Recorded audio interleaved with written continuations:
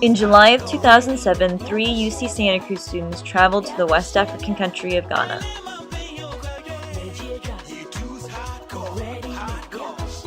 I was in Ghana on a study abroad trip through the University of California, and I studied at the University of Ghana at Lagos.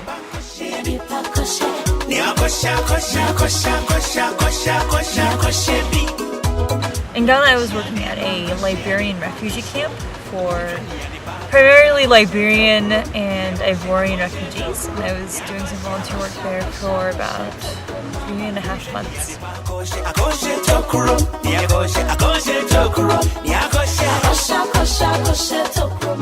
gone on to volunteer with a nonprofit, with a couple nonprofits. One is Women in Progress, and they team up with local women to produce fair trade products.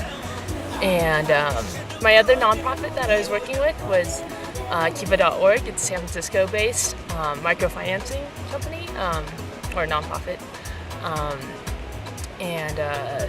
What they do is they provide microloans for small business owners in developing countries.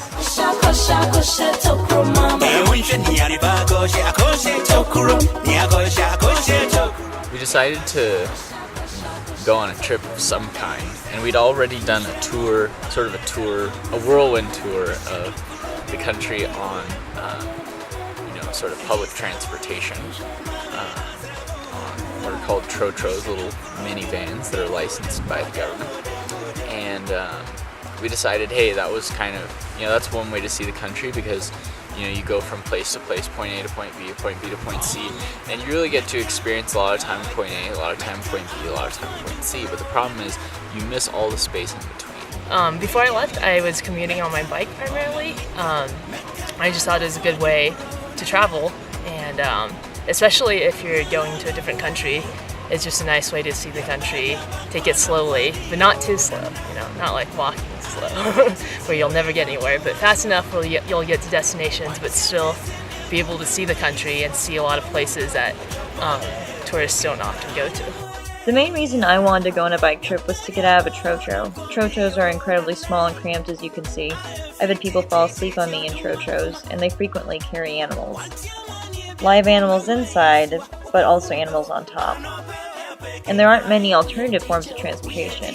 The ones that do exist are kind of sketchy. We started the trip in Cape Coast, and we took 7 days to travel the 62 miles to Ankasa National Park near the Côte d'Ivoire border. Granted, we were going pretty slowly.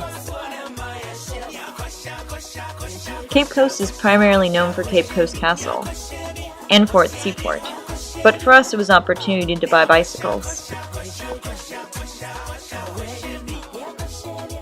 And after jerry-rigging as much as we could to our bikes using duct tape and whatever else we could find, we set off.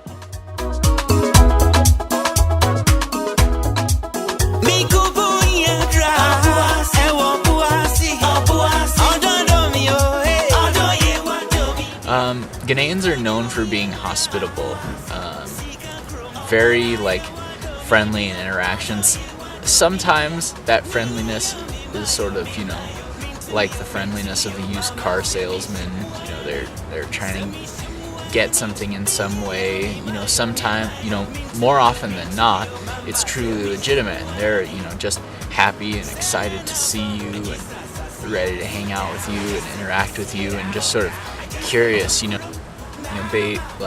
Young kids will come up to you and sort of pinch your skin and trying to figure out what's going on with you, and sometimes kids will just point at you and start crying.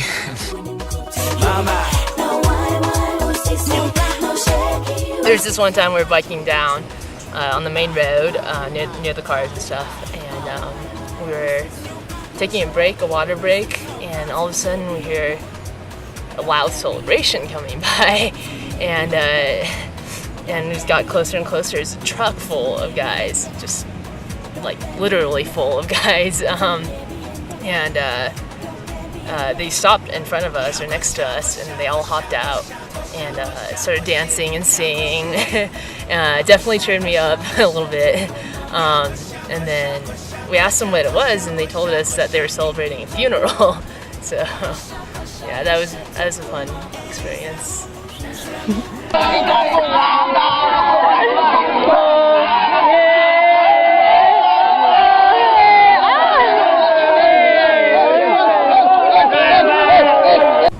when we finally got to the national forest at the end of our bike trip,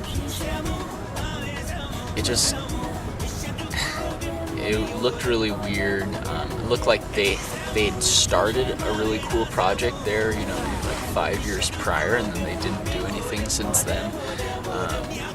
You know, a lot of the stuff had been washed away in a mudslide. They didn't do any upkeep. They had some really nice stuff, some really cool informative signs like you'd see at a national forest in the US, but they didn't do anything to improve it. Our destination for a bike trip was a national park on the border of Cote d'Ivoire and Ghana. And when we finally got there, it was kind of disappointing, actually. The whole place was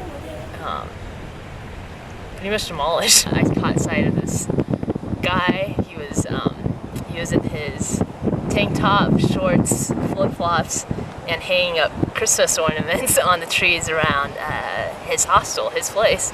And he just had the biggest smile on his face. The first thing he told us was his name, which was the Frenchman.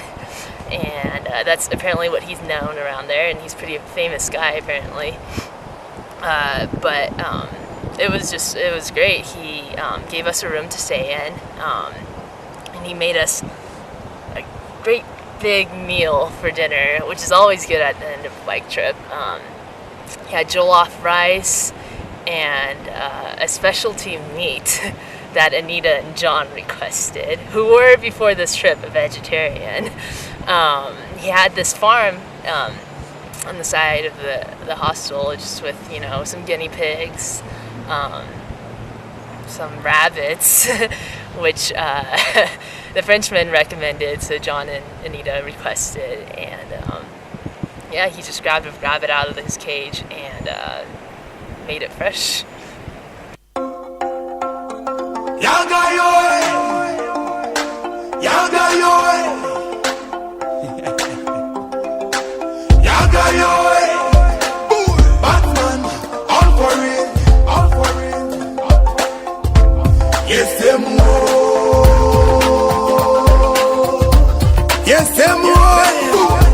Yes, I'm